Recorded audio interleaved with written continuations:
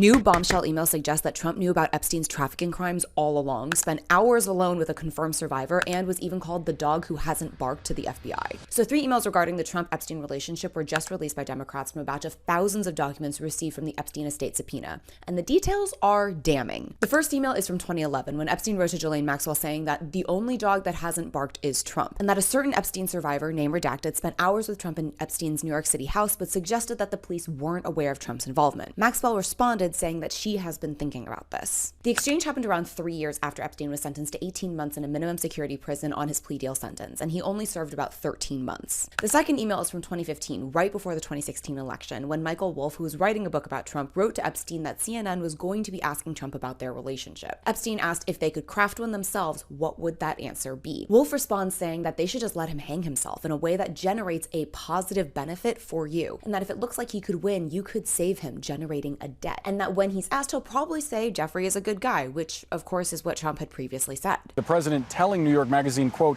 "I've known Jeff for 15 years, terrific guy." At this point, Epstein was no longer in jail and was encouraging Ghislaine Maxwell to keep going to parties to avoid looking like a convict. The third released email is from 2019, when Epstein wrote to Wolff that a survivor, name redacted, was at Mar-a-Lago. He wrote, "Trump said he asked me to resign. Never a member ever. Of course he knew about the girls as he asked Ghislaine to stop."